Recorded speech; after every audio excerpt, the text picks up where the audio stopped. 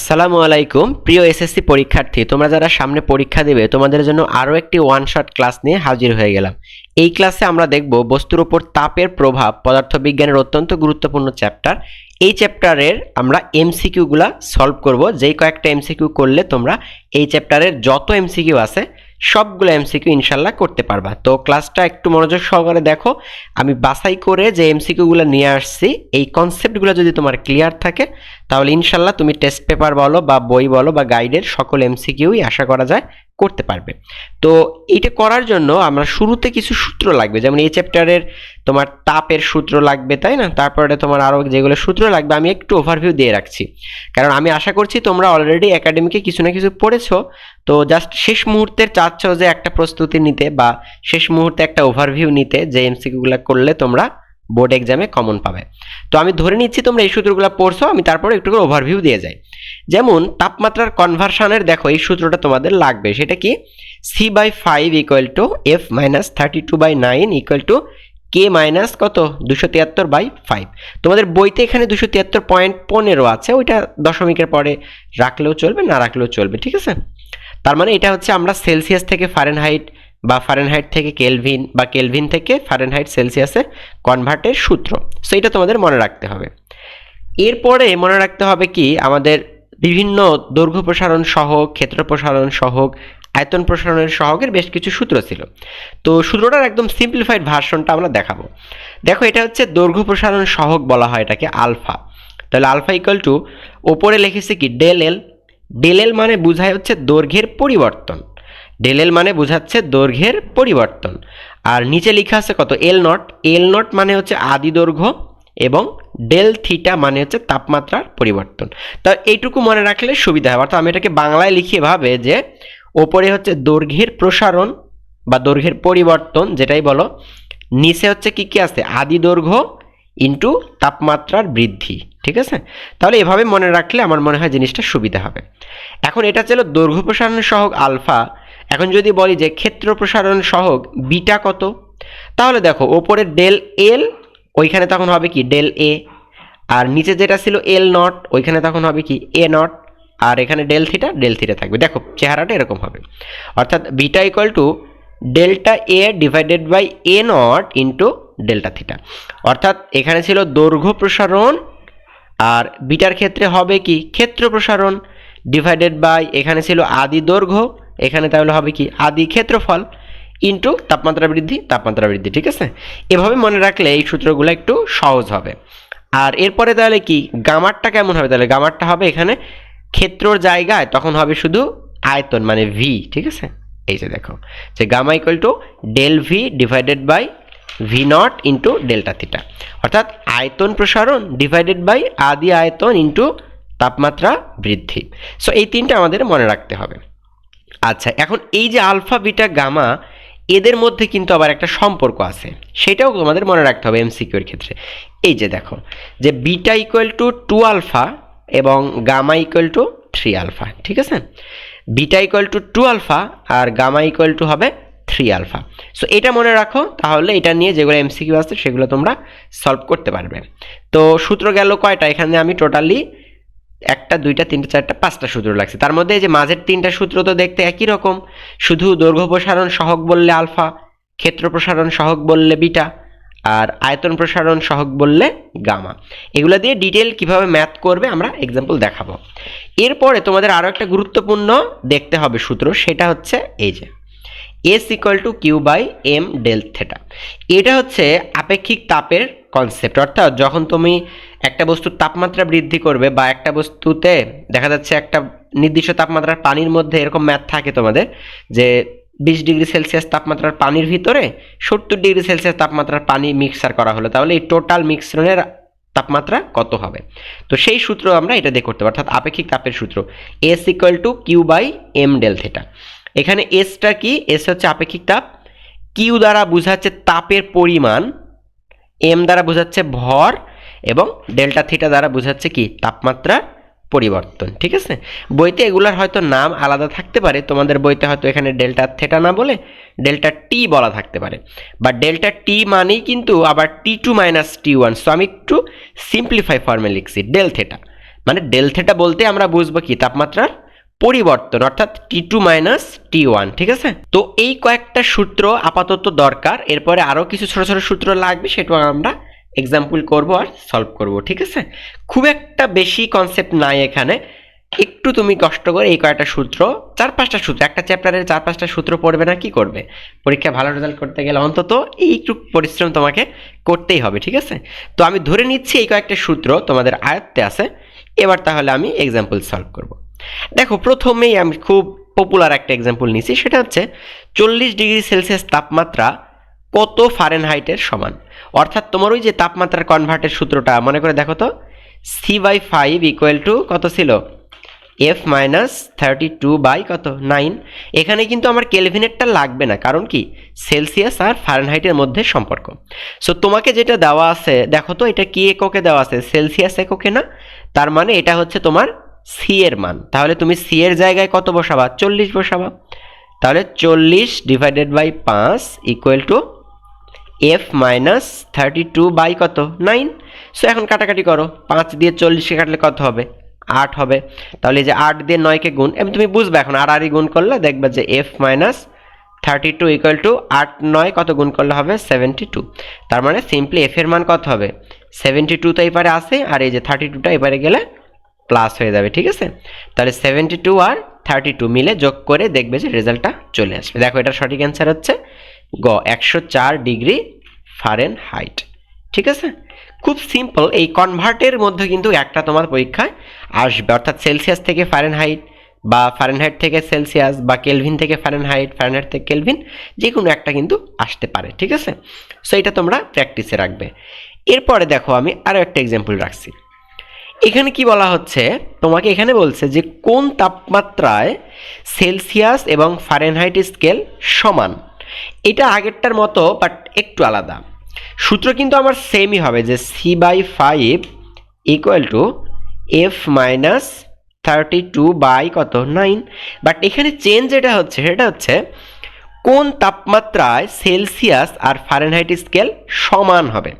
অর্থাৎ সেলসিয়াসে যত পার্ট দিবে ফারেনহাইটেও আমার ততই পার্ট দিবে। তার মানে আমার এই যে সি আর এফ সমান হবে, কনসেপ্টটা বুঝো, সি আর এফ সমান হবে। তার মানে আমি এগুলাকে একটা কোনো কিছু দ্বারা রিপ্লেস করতে পারি চাইলে।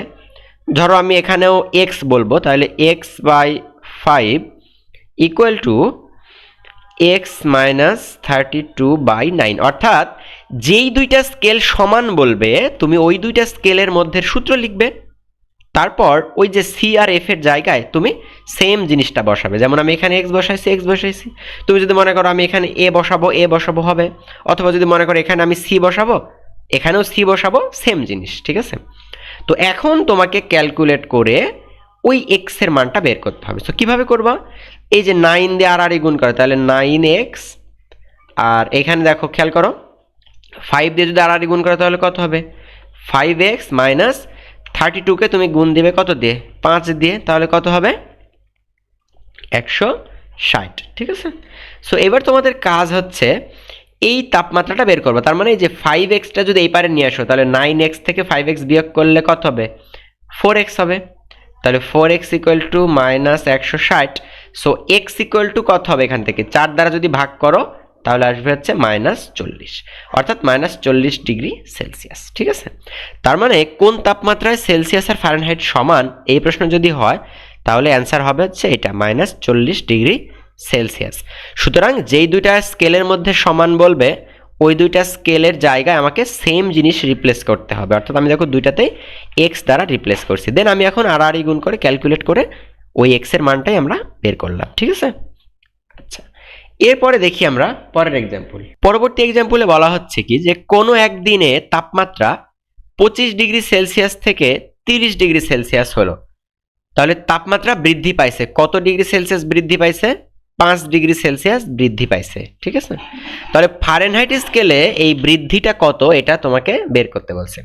তো তাপমাত্রার নর্মাল যে স্কেলটা আমরা দেখছিলাম সেটা ছিল C/5 equal to F minus 32 by 9 equal to K minus 273 by কত 5। তো এটা ছিল হচ্ছে সিম্পল তাপমাত্রার স্কেল C/5 = F-32/9। বাট এখন যদি তোমাকে বৃদ্ধি বলে, যেমন এখানে 25 ডিগ্রি সেলসিয়াস থেকে বৃদ্ধি পাওয়া হয়েছে কত 30 ডিগ্রি সেলসিয়াস, তার মানে সেলসিয়াস স্কেলে বৃদ্ধি যদি আমি এটাকে বলি ডেল্টা সি, তাহলে ডেল্টা সি এর মান কত? ডেল্টা সি এর মান হচ্ছে 5 ডিগ্রি সেলসিয়াস। তো আমাকে বের করতে বলছে ডেল্টা এফ, অর্থাৎ ফারেনহাইট স্কেলে এই বৃদ্ধিটা কত এটা বের করতে বলছে ডেল্টা এফ। তাহলে ডেল্টা এফ কত এটা আমাকে বের করতে হবে। তো এই সূত্রটার মতোই আমরা আরেকটা সূত্র শিখব, সেটা হচ্ছে বৃদ্ধির সূত্র।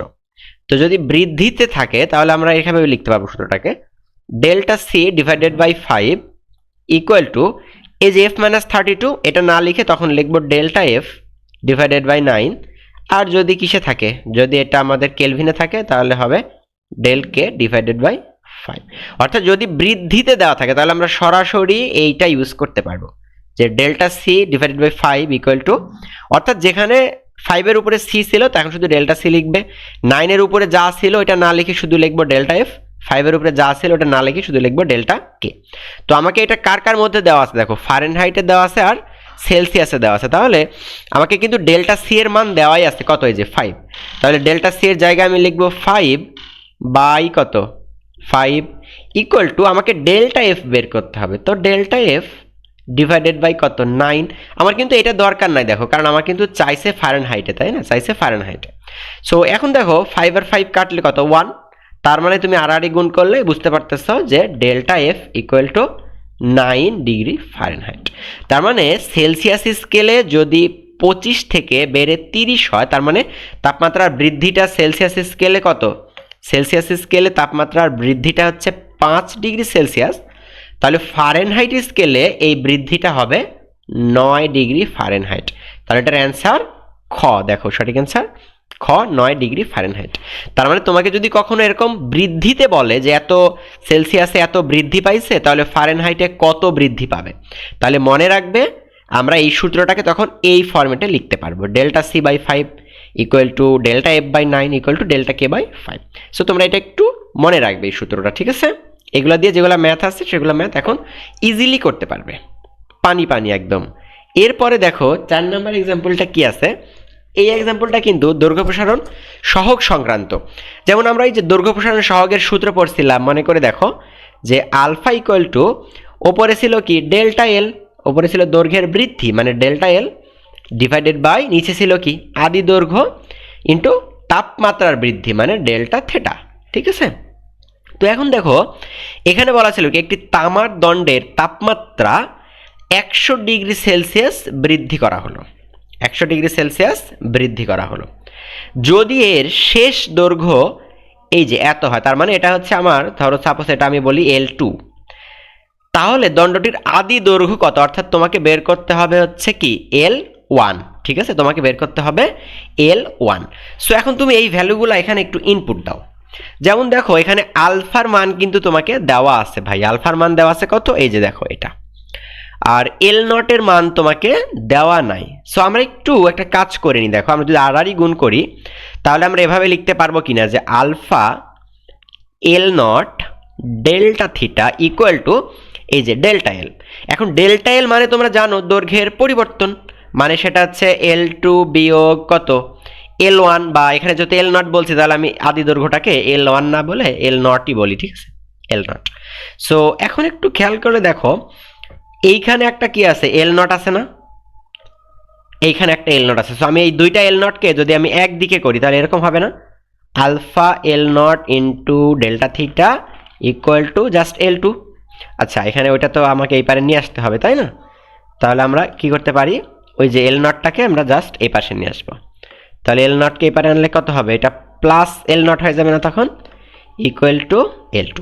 সো এখন দেখো তো এই দুটো থেকে তুমি যদি একটা এল নট কমন নাও তাহলে কিন্তু এখানে থাকবে হচ্ছে 1, আমি যদি একটু আগে পিছে করি, আর এখানে থাকবে হচ্ছে alpha delta theta, alpha delta theta plus এখান থেকে তো তুমি এল নট কমন নিয়েই নিচ্ছ, তাহলে এখানে থাকে 1 ইকুয়াল টু L2।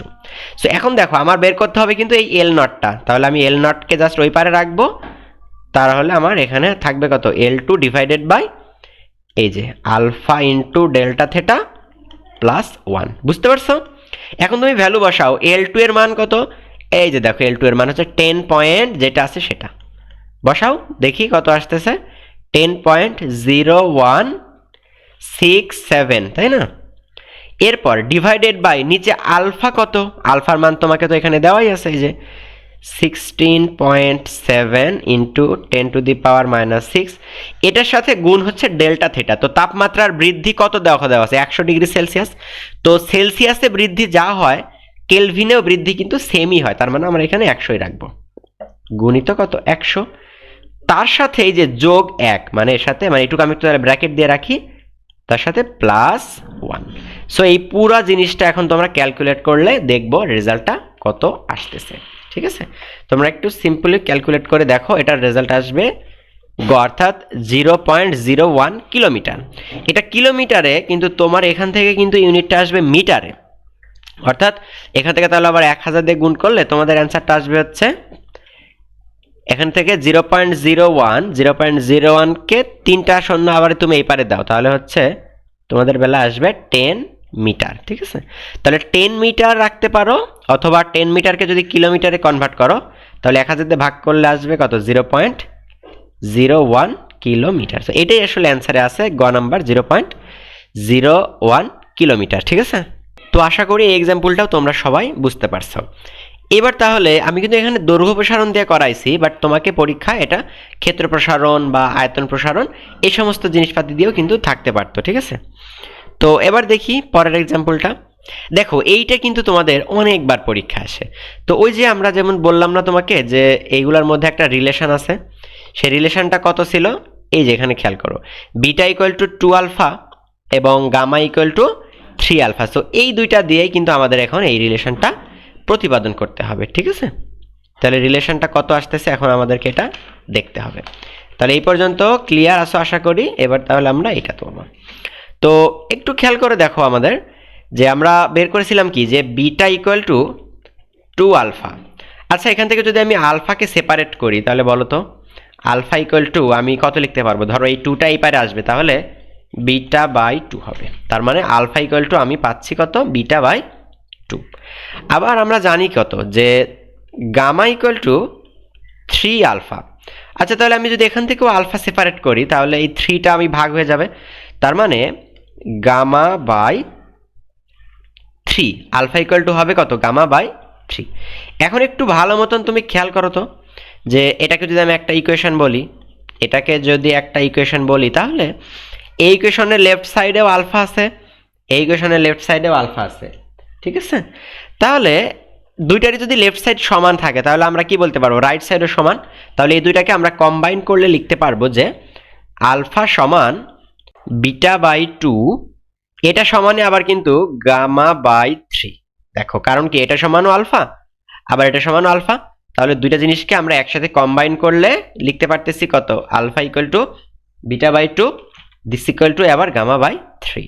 তাহলে এখানকার অ্যান্সার দেখো কোনটা হচ্ছে, সঠিক অ্যান্সার হচ্ছে ক, alpha equal to beta by 2 equal to gamma by 3। So এই রিলেশনগুলোর মধ্য থেকে কিন্তু একটা পরীক্ষায় অনায়াসে আসে যে আলফার সাথে বিটার সম্পর্ক, বিটার সাথে গামার সম্পর্ক। ঠিক আছে, আচ্ছা তো এবার দেখি তো, দেখো সিমিলার আরেকটা এক্সাম্পল আমি রাখছি, এইটা একটু তোমরা চিন্তা ভাবনা করে বলো দেখি কি আসবে। এটা কিন্তু পারার কথা, দেখো এখান থেকেই বাট একটু পেঁচায় পুষায় দিছে শুধু। ঠিক আছে, অর্থাৎ আমরা দেখো আগের এক্সাম্পলে কি করছিলাম, আগের এক্সাম্পলে আমরা লাস্ট পর্যন্ত কি বের করছিলাম দেখো তো, যে alpha equal to beta by 2 this equal to gamma by 3। So এখানে দেখো আবার কিন্তু এরকম কিছু নাই, তাহলে এখানে কোনটা হবে, খুব সিম্পল। দেখো এটাও কিন্তু বোর্ডের প্রশ্ন, এটা দুইটা বোর্ডে আসছে।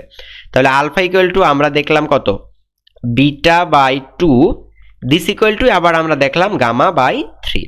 সো এখন একটু খেয়াল করো যে এই যে তোমার দেখো খেয়াল করো, এই যে নিচে কত আছে 3 আর 2, তাই না? তাহলে 3 আর 2 এর লসাগু কত, 6।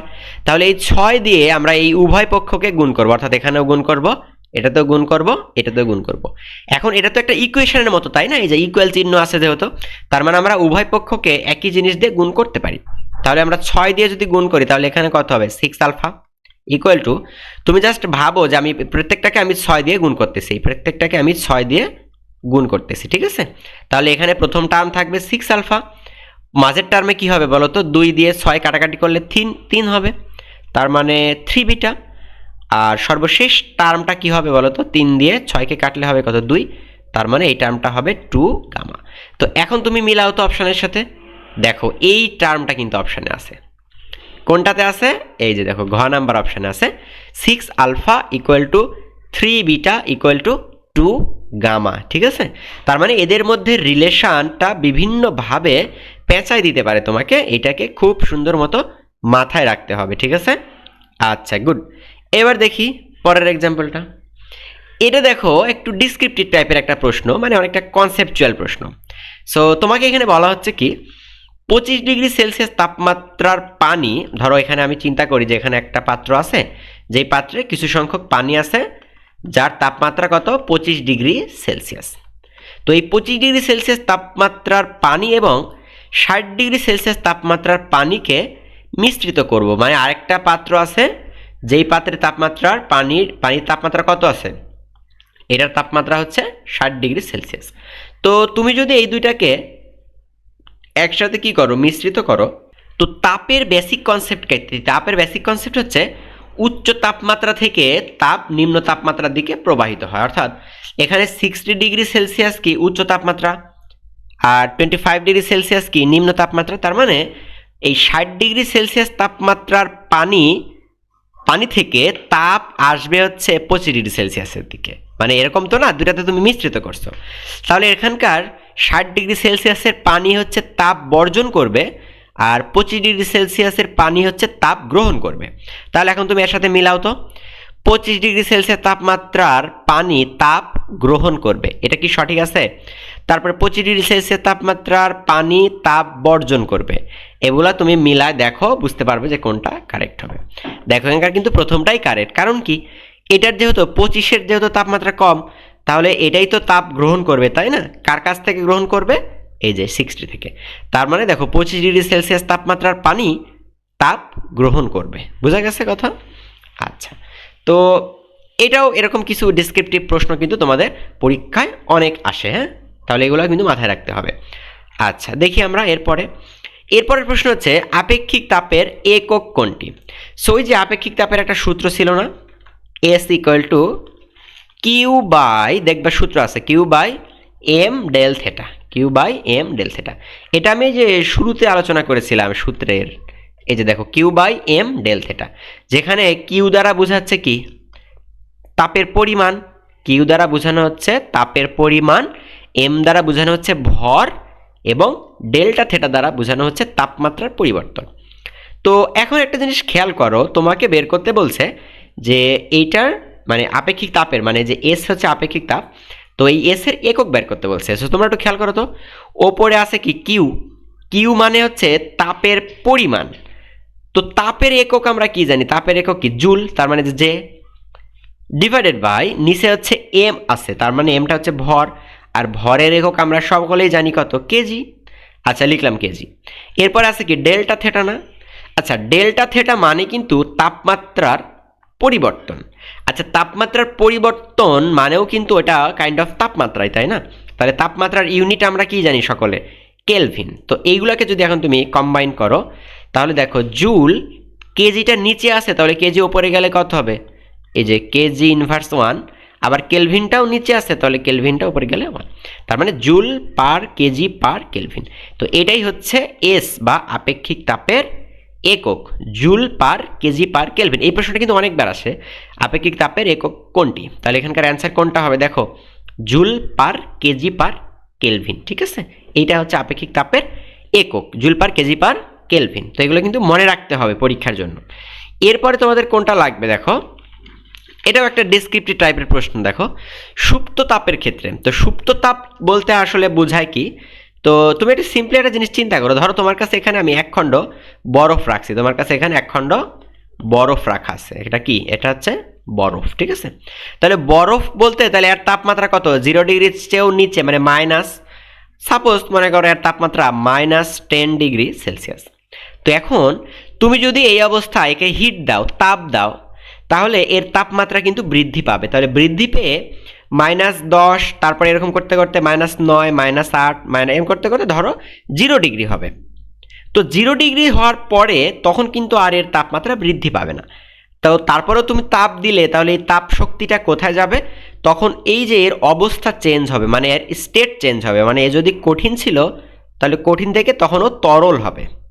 এরকম করতে করতে আবার যদি তুমি পানিকে তাপ দিয়ে সাপোজ 100 ডিগ্রিতে কনভার্ট করো, এই 100 ডিগ্রিতে কনভার্ট হওয়ার পরে তখন কিন্তু আর ওর তাপমাত্রা বৃদ্ধি পায় না, তখন ওর অবস্থার পরিবর্তন হয়। তো ওই যে অবস্থার পরিবর্তন হওয়ার ওই ঘটনাকেই বলা হচ্ছে সুপ্ত তাপ। মানে ওই সময় ও যে তাপটা গ্রহণ করে ওইটাকে বলা হয় হচ্ছে সুপ্ত তাপ। ঠিক আছে, তার মানে আমি সুপ্ত তাপের ক্ষেত্রে বলতে পারবো কি তাপমাত্রার পরিবর্তন হয়, এটা কিন্তু মিথ্যা কথা, তাপমাত্রার পরিবর্তন হয় না। ঠিক আছে, সুপ্ত তাপের ক্ষেত্রে কি হয়? অবস্থার পরিবর্তন হয়, হ্যাঁ এটা ঠিক আছে।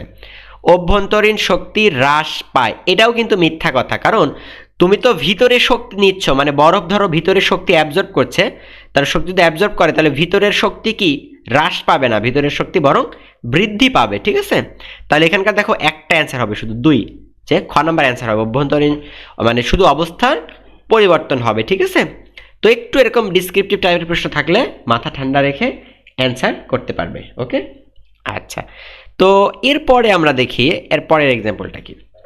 এইটা কিন্তু তোমাদের ক্যালোরিমিতির একটা এক্সাম্পল, তোমাদের সৃজনশীলের জন্য এটা গুরুত্বপূর্ণ টপিক।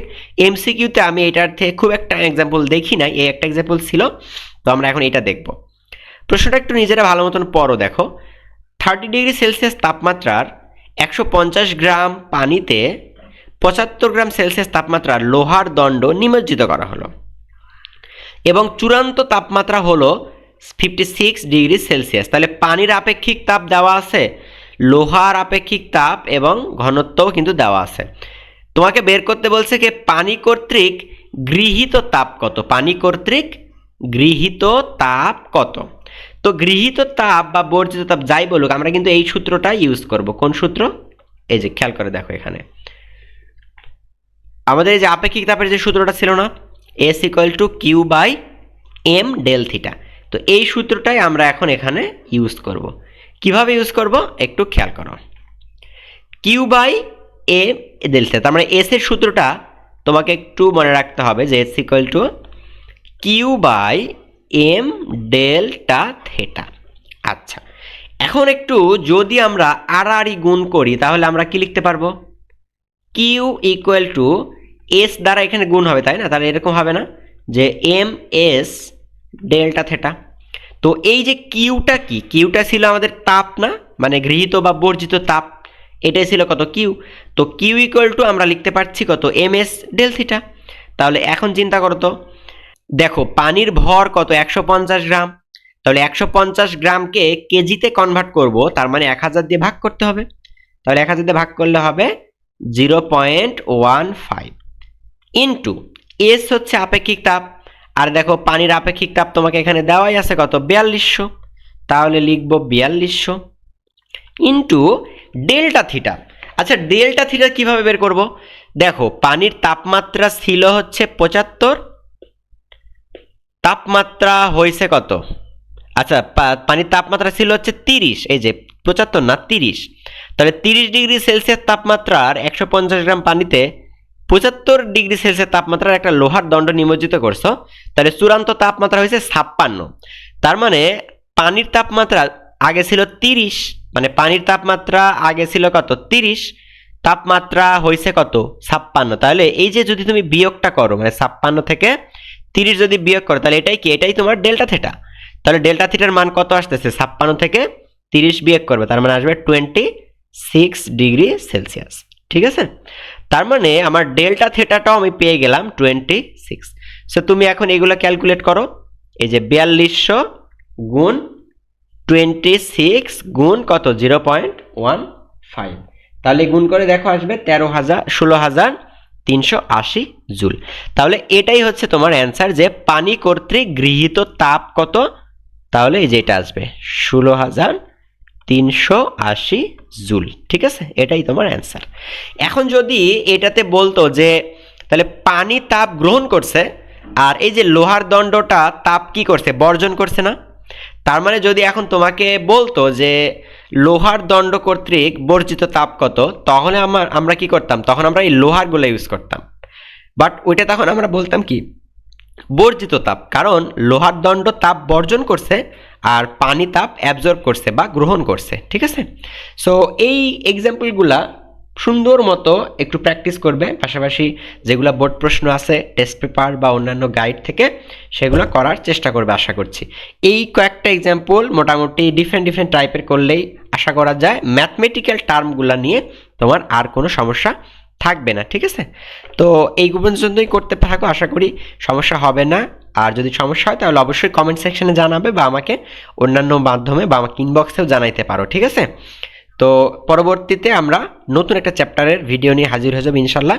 সে পর্যন্ত সবাইকে ধন্যবাদ, ভালো থাকো, সুস্থ থাকো, দেখা হবে পরবর্তী ক্লাসে।